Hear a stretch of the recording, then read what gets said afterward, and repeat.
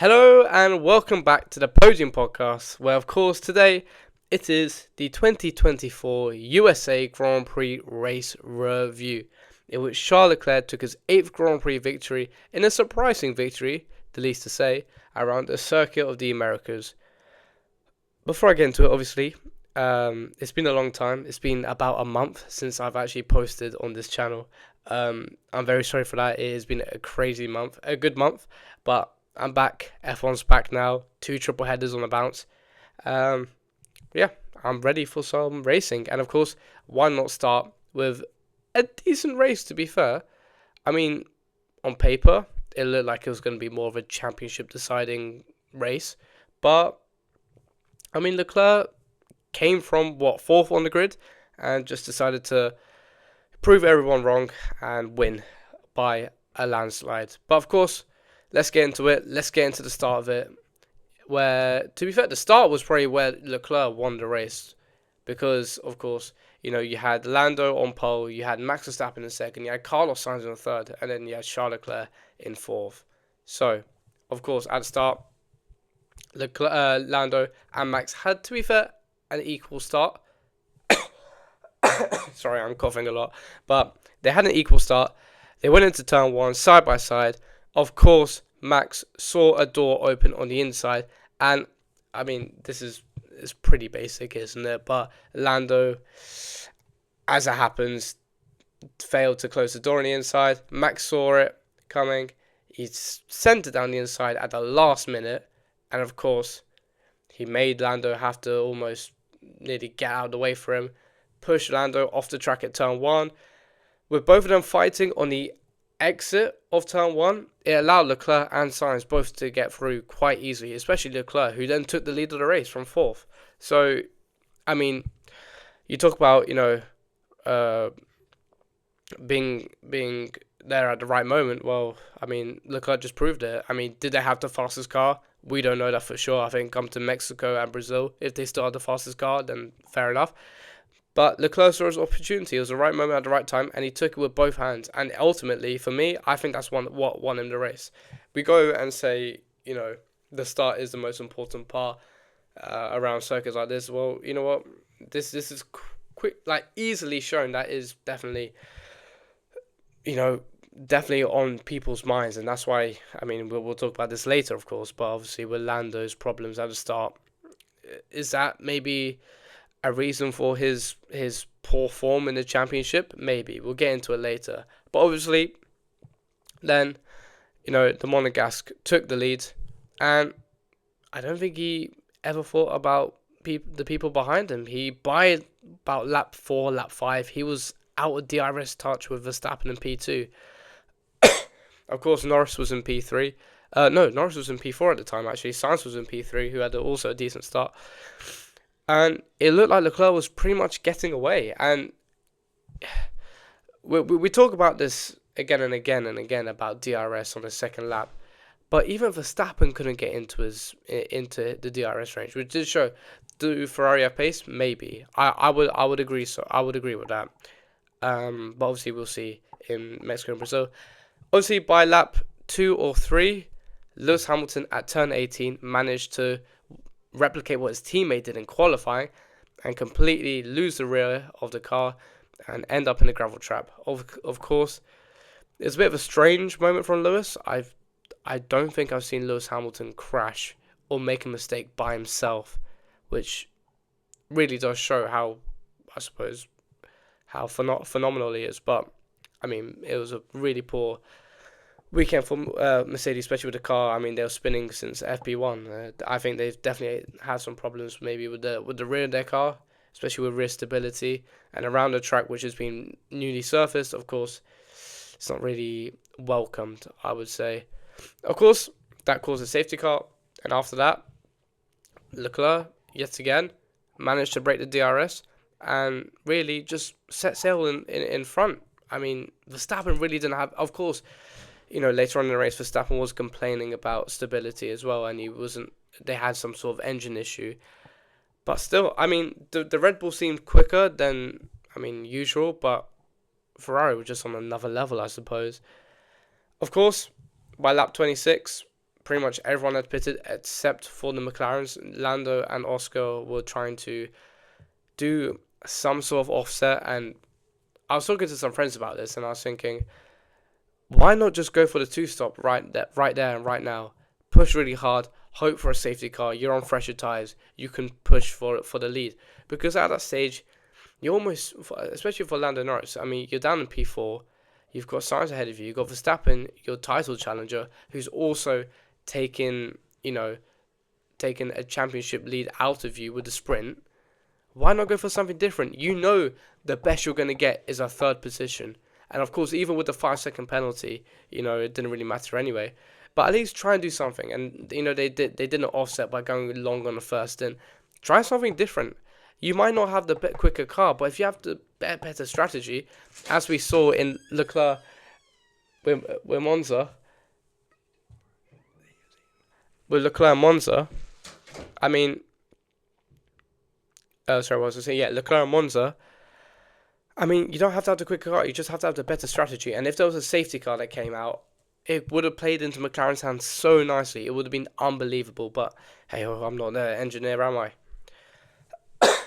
Obviously, after that, Leclerc was pretty much sailing out front. Verstappen was a lot closer to Sainz before the pit stop, and Sainz managed to really just, set sail and overtake him with a superb undercut, I would say, 4 laps sooner than Verstappen. I mean, Sainz was kind of pushing to Leclerc, but I do think some sort of team orders were implemented in there. Were Ferrari going to risk a 1-2? Hell no, they weren't. So I think they made the right call there. But obviously, Piastri and Norris went longer, and then by about lap 35, Norris was pitted for some hards and was trying to get to Verstappen in P3 for to cut a 6-second gap. He did that quite easily. He took it, and he was by lap 45.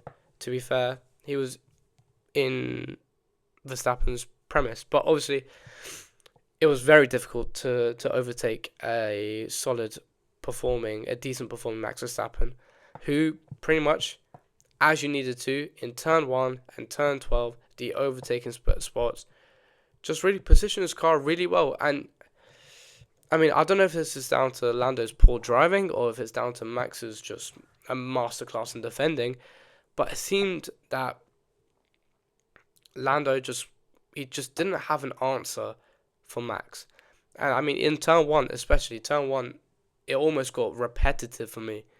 You look, he's got DRS. He's going to try the switchback. Verstappen manages to go down the inside or park his car right in the middle. He's stuck behind Verstappen for another half a lap. Same with turn 12. Puts his car right in the middle. Norris can't even do anything about it. If I was in Lando's shoes, why not try something different? That's what I'm saying personally. Because you need to. I mean, is the championship out the window? Probably yes. We'll get onto that later. But I mean, you have to try something different. And I think that's what the great racers do. And maybe Lando just needs time to really learn more about, he needs maybe more experience under his belt. But it just seems almost boring.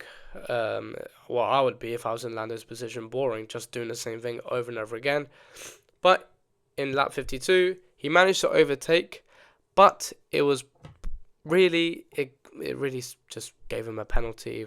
Pretty much summed up a lackluster performance this weekend anyway for him. But both drivers obviously went off as Norris passed off track to take the last podium place. Obviously, it's 5 seconds, and with only 4 laps to go, Lando could not really do anything about it, but just try and hammer in fastest lap after fastest lap after fastest lap. But obviously, I mean, he needed to get 5 seconds in 4 laps. It wasn't possible, and Max yet again took his championship lead even further away from Lando Norris, which does to be fair, really hinders performances, doesn't it? But that's racing, I suppose. And that was a decent summary of the USA Grand Prix. Now, of course, this is where the fun begins with the talking points of a thrilling Grand Prix. But obviously, the first one is, are Ferrari back? It's a question for sure. Because, I mean, going into this weekend, did I expect Ferrari to be as quick as they were? No. Did they have any updates that they chose to do? No. What have they done? They've just scaled back some of their upgrades, and it seems to have been working. This happened to Aston Martin last year. It's happening to Ferrari now. I mean, were they the quickest car this weekend? They weren't the quickest car, I don't think. I think it was a mixture of them just having really good race pace compared to qualifying pace, and also McLaren having a very poor weekend, because they did. McLaren weren't really, hitting the dollar today, this weekend. I mean, you look at it, a P4 and a P5, whilst being really, they've had the quickest car pretty much all season, is poor. This is the first time since, I think, Australia, where they haven't had a podium, which does show also how quick they were and also how poor they were this race. But every championship winning team has a race like this. Rest assured, it's not going to be, I don't think this is going to be something that will be a recurring theme in the future, no. But I do think that this is definitely, almost woken them up to say, if we want to win this Drivers' Championship and the Constructors, which now is at jeopardy with Ferrari scoring the most, almost doubling their points in Austin. They've got a championship fight on their hands. Do I think Red Bull have it? No. I think the fight will be definitely down between Ferrari and McLaren. But, I mean, it's definitely something for concern, I'll say, for McLaren. Coming into Mexico, do I think that McLaren are going to be the quickest car? No. I expect, or Ferrari? No. I think Red Bull will be the quickest car, because it's just the way that the track suits them is unbelievable, and they've been dominant there, even when Mercedes were dominant. But I would say that I think it'll be tight, of course.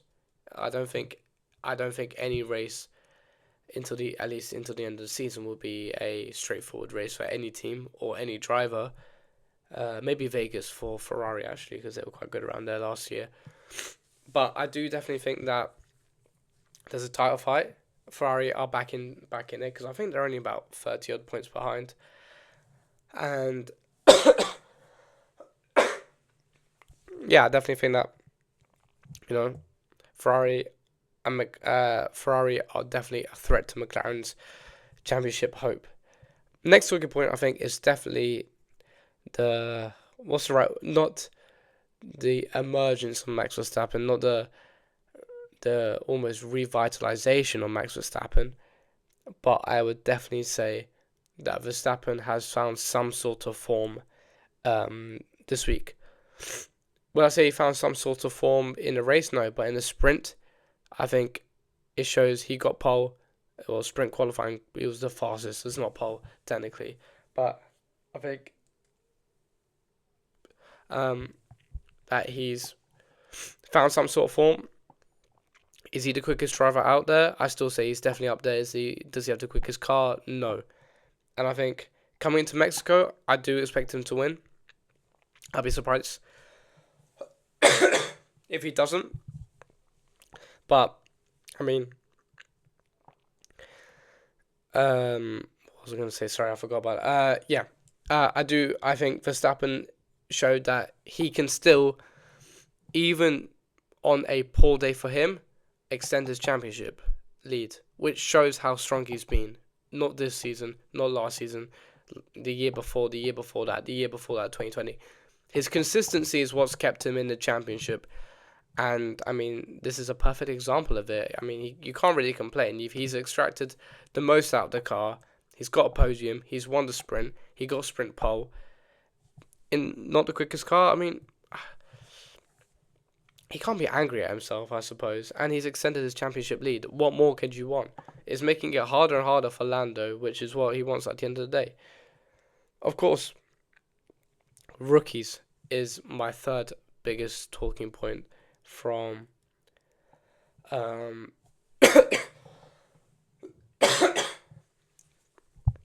from the USA Grand Prix this weekend.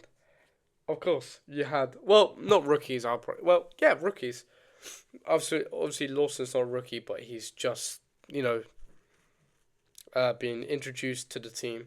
But wow, I mean, Colapinto securing what, a P10, beating his teammate, and Tsunoda, and Liam Lawson, um, obviously doing wonders from P19 to P9, and I don't think this is heard enough around the paddock. But what a performance from Liam Lawson to be starting 5 places behind your teammate in P14 and finishing 4 places ahead of them. I mean, I would have said he was definitely my driver of the. Oh, I won't spoil that, but well, fine. I might as well say Liam Lawson was my driver of the week for sure. I mean, he just. I mean, in the sprint race, yes, I was a bit worried because he'd finished outside the points. He had a poor qualifying. He seemed off it, but maybe he just needed time to lock in and dial into the circuit and make sure that he's comfortable with his car, because it's still a new car. It's still a different concept probably than last year's. So he needs that time and space to make sure that he's fully, invested in the team and invested in the people around him and the engineers and the mechanics. But, I mean, he hit the ground running in the main race, which is where the points are mainly awarded, and scored 2 points for his V-Carb team. And I think it was a great performance, and it really now puts the spotlight on Yuki Tsunoda. I know Yuki had a difficult race, but I mean, points are awarded at the end of the race. It doesn't matter if you've had a poor race, if you've had some problems, you have to just deal with it. But I mean, I'm very, very excited to be watching Lawson in the next couple of weeks, I suppose, especially Mexico, Brazil, because of course there's going to be a very challenging it's kind of 2 triple headers on the bounce. But yeah, and obviously with Colapinto, full credit goes to him. He scored points again, which it shows how talented he is, and also how much. I mean, maybe F1 should be focusing on the future rather than keeping people like Magnussen and I was going to say Ricardo, but now he's out. That's the point. Magnussen, Bottas, Zhou. It really does put pressure on them, and I think in the future, I think obviously I've talked about this a lot of how they should definitely try and make a almost like a Formula 2 graduate scheme that if you win, you get a seat in F1 automatically, and it kind of or at least make some more seats in F1, because it really does eliminate, I mean, like the true potential of what Formula 2 has to show. And if you got all your brightest stars going to to IndyCar or Super Formula or NASCAR or Formula E or WEC, then it really just makes F1 look a bit I mean fraudulent almost. But I suppose that is for another video. Penalty watch, I'll probably say, is my 4th talking point of the weekend. A lot of penalties being given out, and obviously people are going to be talking about the main issue, the elephant in the room, as you might call it, from this weekend, with obviously Lando's penalty, and why Lando Norris was given a penalty, whereas Max Verstappen wasn't given a penalty. For the turn 1 incident, where to be fair, is kind of a replica. For some people, I can see it online. People have been saying it's a replica of one driver just completely pushing off another driver at the exit. I mean, they're both kind of similar corners, but for me, I'll probably say both were not. I would probably say Max's penalty was needed more than Lando's penalty. I think Lando was going to get a penalty anyway because he had track limits warning, but I mean, there's a difference between wheel-to-wheel racing and being forceful, I suppose. Was Max forceful at turn 1? Yes, he was. But then, if you look at the context of it, it is the first lap of the Grand Prix. The stewards do give some sort of leniency on lap 1. But as a driver, Max had to push he had to push Lando off. He had to go down the inside. If he didn't go down the inside, then I think we would have been angry at him for not going down the inside than, just staying still. Because he had to. He had no other choice because he knew if Lando got away at the start of the Grand Prix, that was it. It was game over. McLaren still has some decent race pace, and they were not afraid to use it. He had to make sure he somewhat made it difficult for Norris in the first lap at least. Whether that's sending it down the inside or just applying pressure for him in the first couple of laps, But the actual incident itself, was Max in the wrong? Yes, he was. You can't force another driver off a track and then allow at least one other driver to get through super easily. I know for Leclerc it was the right moment, right place, right time, and that's full credit to him. It's just the luck of the draw. But I mean, Lando must be looking at that thinking he was hard done by. You fast forward it to lap 52, and it's pretty much the same scenario. Max had to make it difficult for Lando because it's also about the championship. He did. He pushed Lando off the track. Lando was not at the apex, first at the apex than him. That's fair. That's probably why he got the penalty. But at the same time, if the FIA and the stewards are encouraging hard racing, then what do you expect? There's a fine line, as I said before, between hard racing and forcing people off the track. But maybe, the only thing I could think about was the Austria this year, putting gravel traps pretty much everywhere to stop this scenario, because it can only get worse. At street circuits, yeah, fair enough, it won't. But, we race on more permanent circuits than we do street circuits, so it's a bit of it's a difficult one to really wrap your head around, I suppose, because for the average person watching, you're thinking it's the same thing, but in reality, it's not. But that's Formula 1 for you, I suppose. Of course, I'll probably say, now I don't know if I should have included this one, because it's a bit, what's the right word? It's a bit far-fetched. Maybe I'm looking for a good thumbnail on YouTube. But is this the start of a fall from grace for McLaren? If you look at it on paper, it was been their worst weekend since Australia. Did they come into this weekend thinking that they were going to be rubbish, off the mark? Yes, they did. Did they expect to be this far off the mark? No. And that's 100% certainty.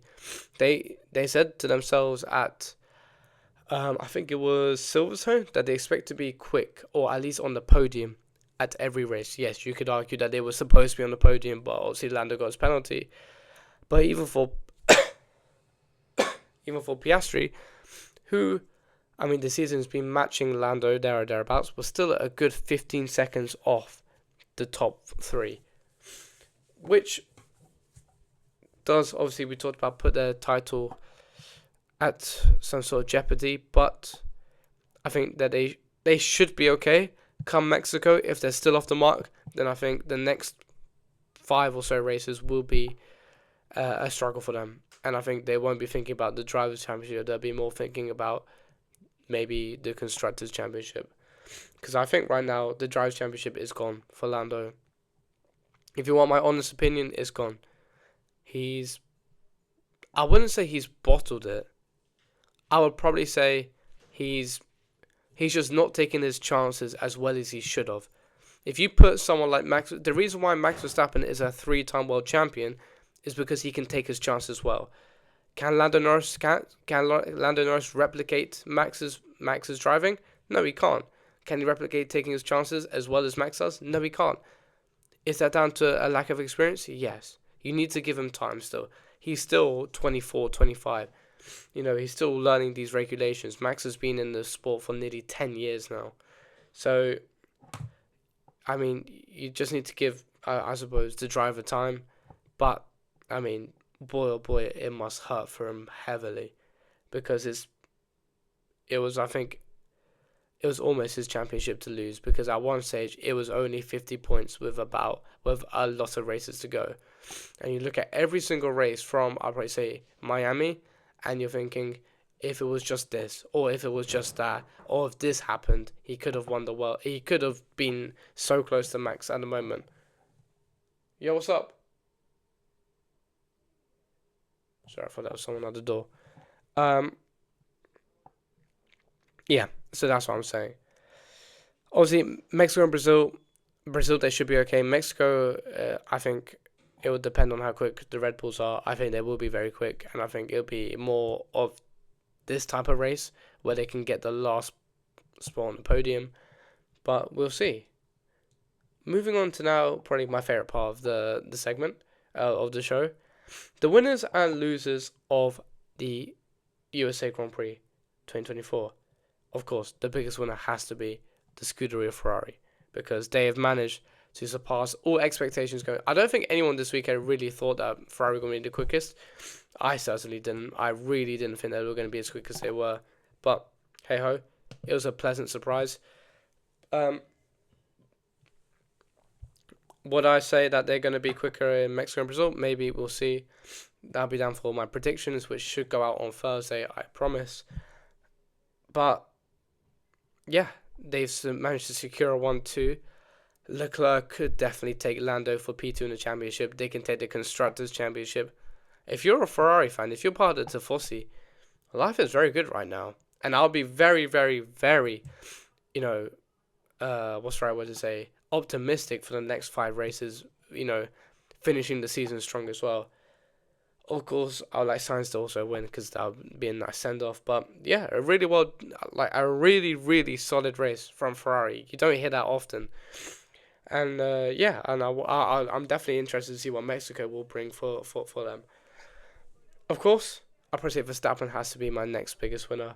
He's managed to come out this race with a bigger lead than he did coming into this race. He's won the sprint race. He's managed to get something on the board compared to since, I think, Spain's last time we won. Oh, Canada was the last time we won? Yeah, Canada. Yeah, so great race from Max, I think. Obviously, this is all damage limitation. I mean, I think he'll be treating this podium like a win almost. But definitely a very good job. Well done. Compared to his teammate who finished, I think, down in P7. But yeah, a good job. And I think my last winner has to be Liam Lawson. Coming into this weekend, never racing at this track before, not having a lot of time with the car, coming in, delivering from P19 to P9. And I suppose, I can't say anything more. I mean, it was either going to be Lawson or Colapinto, but Colapinto has already proved that he's worth it. So is Lawson, but Lawson, I mean, of course, there's going to be those Daniel Ricciardo fans who are like, Lawson doesn't deserve his seat. I mean, just take a look what he just done. I mean, it really, really does now shine a spotlight on the older drivers, because they really need to make sure that they can prove to their teams that they are worth it. But then at the same time, you got people like Lance Stroll in the sport, so then you kind of, you're almost, I mean, is an unfair sport. I would have to agree with that. But great job by Lawson. Now to the losers of the USA Grand Prix. Has to be Lando Norris. Very poor performance. P4, got a penalty at the end. Sprint.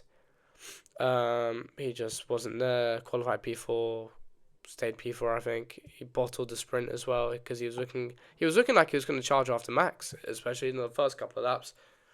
But something just happened. Maybe he just overdid his tires. He just cooked them, or something else happened. But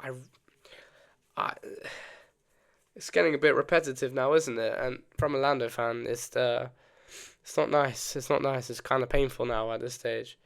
But hopefully, well, I thought he should have a reset after Singapore. I mean, dominating that race like crazy. He would be at least a contention for winner. But now looking at Mexico, do I think he's going to win? No, I don't think he's going to win. I think Ferrari's have got a better chance than him winning. But, I mean, he has to look at himself in the mirror after this race and be thinking, what on earth did I just do? But, look, there's 5 more races to go. Anything could happen. So, yeah, don't stop watching these, I suppose. Obviously, Hamilton is also my second loser. Yeah, just poor. I mean, yeah. I mean, I said this before. It's the first time I've seen Lewis make a mistake ever, like by himself. And it's I don't know. He qualified P19. He just crashed after lap 3. I mean, he shouldn't. If he didn't turn up, nothing would have happened. To be fair, which is mad. It's crazy to say from a 7-time world champion. But that's racing, I suppose. I mean, he'll be looking at Mexico, thinking I definitely need to, pick myself up from that. But yeah, I'll definitely say he's my second loser, and my third loser, I think Ocon. Poor race as well. Spun lap 1 from Albon, who just decided to punt him. And yeah, Alpine. I mean, Alpine were kind of there. I mean, Gasly managed to qualify P6, but I mean,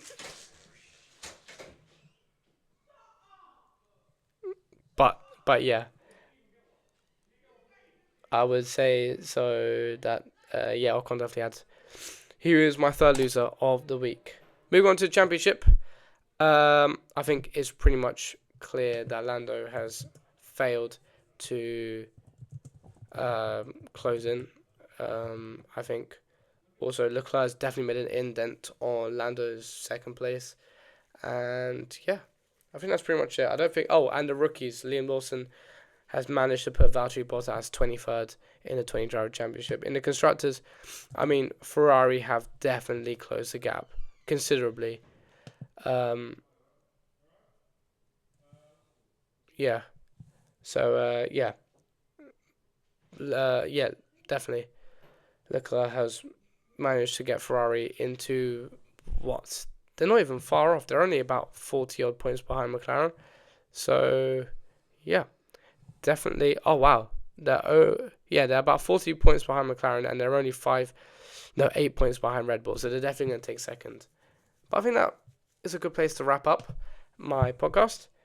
Obviously tomorrow will be driver rankings. There will be no driver rankings for Azerbaijan. I mean, I'll do an Azerbaijan, Singapore, and USA Grand Prix driver ratings. All 3 in one. I'll take an average. But yeah, I think that's a good place. Thank you for listening. Make sure you like and subscribe. And yeah, see you soon. Goodbye.